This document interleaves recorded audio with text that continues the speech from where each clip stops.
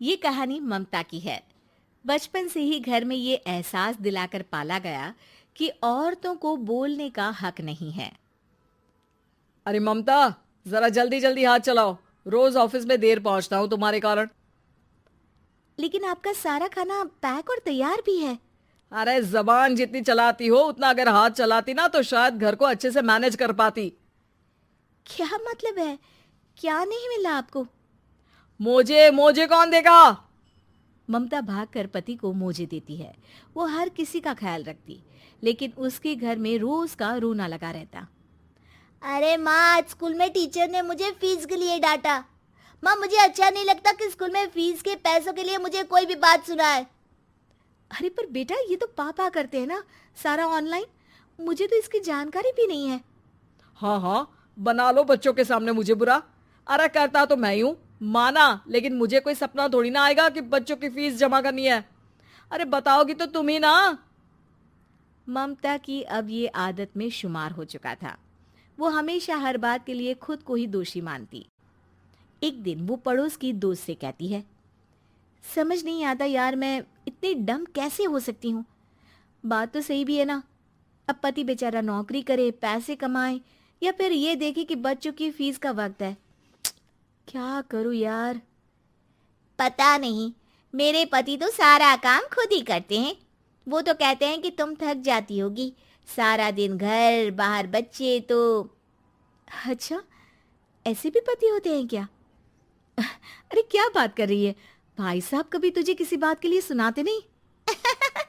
किसने कहा नहीं सुनाते? अरे ये पति चीज ही ऐसी होती है कि बिना पत्नी को सुनाए उन्हें चैन की नींद कहाँ आती है।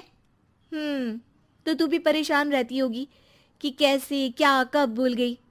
अरे वो तो मुझे बस इस बात के लिए ताना देते हैं कि मैं वक्त पर खाना क्यों नहीं खाती या पार्लर जाकर अपनी साज सज्जा क्यों नहीं करवाती। पड़ोसन बोल ही रही होती है कि ममता के बेटे की आवाज आती है। अरे माँ, क्या हो गया? लग नहीं रहा कि आज आप मुझे पानी भी देगी। अरे कब से खाने के लिए वेट कर रहा हूँ।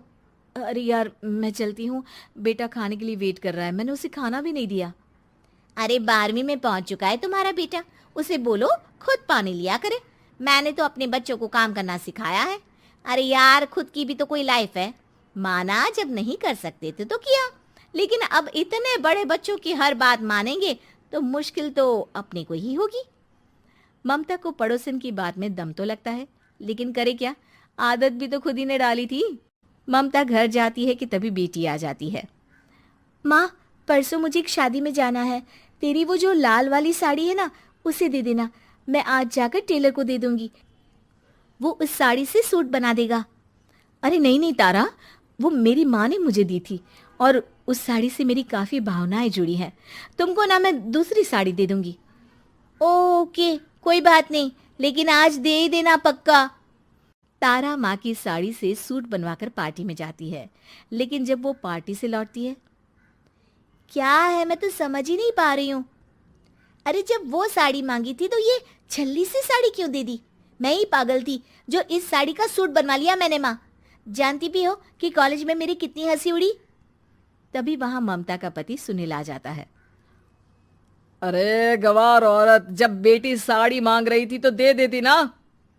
अरे पापा, इनके तो इमोशंस जुड़े थे उस साड़ी से। ममता इतने सब के बाद भी कुछ नहीं बोलती। मेरी बेटी की बेइज्जती हो गई, मैं बिल्कुल बर्दाश्त नहीं कर सकता ये। मैं नहीं चाहता कि मेरी बेटी से कोई भी ज्यादा सुंदर लगे पूरे कॉलेज में। जी, वो पढ़ने में तारा बिल्कुल अच्छी नहीं है, उसकी पढ़ाई पर आप ध्यान दीजिए ना। अच्छा, अब तुम मुझे बताओगी कि मुझे किस पर ध्यान देना और किस पर नहीं। रमेश जैसा ही ये वाक्य पूरा करता है, ममता की बेटी और पति उस पर जोर जोर से हंसते हैं। अरे ठीक है ना, पता ही नहीं चला कि कैसे वक्त इतना बीत गया। अरे कैसे पता चलेगा माँ, हम लोगों के पीछे जो तू बैताल की तरह चिपकी रहती थी, तुझे कैसे वक्त का पता चलता। ममता को पहले सास ससुर, फिर पति और बच्चों की तरफ से इस तरीके की बातें सुनकर उसका मन बहुत दुखी रहता था। एक दिन, सुनो ना, बहुत दिनों से कमर के नीचे बहुत दर्द रहता है। कल मैंने देखा तो एक फोड़ा था। अरे ममता, एक बार अपने पति से बात करो, वो तुम्हारा फोड़ा डॉक्टर को दिखा देंगे। अरे नहीं नहीं, वो तो गुस्सा हो जाएंगे। अरे क्यों गुस्सा हो जाएंगे? तुमको दर्द है? हाँ, लेकिन वो यही बोलेंगे कि ऑफिस जाऊं या फिर तुम्हें लेकर डॉक्टर के पास। तो बेटे से ही बात कर ले। अरे वो तो मैं कर लूं, लेकिन फोड़ा है ऐसी जगह कि उसे बताते मुझे शर्म आएगी। लेकिन कुछ ना कुछ तो करना जरूरी है ना, ऐसे कब तक फोड़े के दर्द से तड़पती रहेगी? अब तो सोच रही हूँ कि इनसे बात कर ही लूं, वरना दर्द के मारे कहीं मर ना जाऊं। लेकिन शाम को, ममता, क्या किया तुमने आज? खाने के डिब्बे में कैसा खाना दिया था? दाल खराब हो गई थी। कब की थी? दाल तो मैंने सुबह ही बनाई थी, खराब कैसे हो गई? अच्छा सुनिए ना, मुझे कहना है कि अरे गरम दाल बंद करोगी तो ऐसा ही होगा ना। बेइज्जती हो गई सबके सामने मेरी। ऑफिस वालों ने ऐसा मजाक उड़ाया कि क्या बोलूं। कल से ठीक से खाना देना है तो देना, वरना खाना देना बंद कर देना। बाहर खा लूंगा मैं। ममता, जो पति से अपनी परेशानी बताने वाली थी, वो अब ये सोचने लगती है कि कल से पति को खाने में क्या दे। अगले दिन ममता थकी थकी सी हालत में, आप लोगों के लिए नाश्ता बना दिया है, खाना बनाने की हिम्मत नहीं है आज तो। रात भर सोकर थक गई है ना, इसीलिए तो खाना नहीं बना सकती। हिम्मत नहीं हो रही है, मैं बस सोने जा रही हूँ। बस मैडम को सोने का बोल दो, फिर देखो कैसे सोती रहती है। माँ, फिर वही पराठा सब्जी। अरे हमारे साथ के दोस्त एक से बढ़कर एक नाश्ता खाना लेकर आते हैं, आप तो बस। सभी घर से निकल जाते हैं, लेकिन जब शाम को बेटा घर आता है तो घर में अंधेरा रहता है। बेटा लाइट जलाता है। क्या माँ, तुम्हारा भी जवाब नहीं है बिजली का बिल बचाने के लिए? वो बोल ही रहा होता है कि सामने माँ जमीन पर लेटी मिलती है। वो उसके पास जाता है। अरे माँ, क्या हो गया माँ? तभी वहां पड़ोसन आती है। अरे बेटा, तुम्हारी माँ के पैर के पास एक फोड़ा है, जिसके कारण ये लगातार कमजोर होती जा रही थी। मैंने उसे पहले ही कहा था कि घर में बता दो, लेकिन तुम्हारी माँ किसी को तंग करना नहीं चाहती थी। तभी वहां डॉक्टर आ जाता है। अरे इनके ऑर्गन में दिक्कत है, कोई बात है जो इनके मन में खटक रही है। अरे नहीं नहीं, इसके मन में कोई बात नहीं है, कोई काम है नहीं ना इसके पास, सारा दिन बस घर में ही रहती है।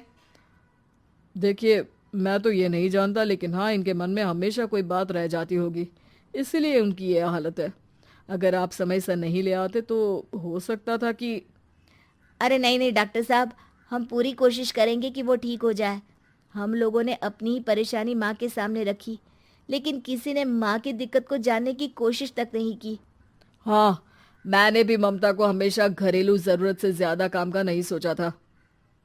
ममता को होश आता है और वो खुद को अपने बेडरूम में देखती है। वो उठने की कोशिश करती है कि माँ, अब आप नहीं उठेंगी, हम लोग है ना, हम लोग आपको पूरी तरह से खुश रखने की कोशिश करेंगे।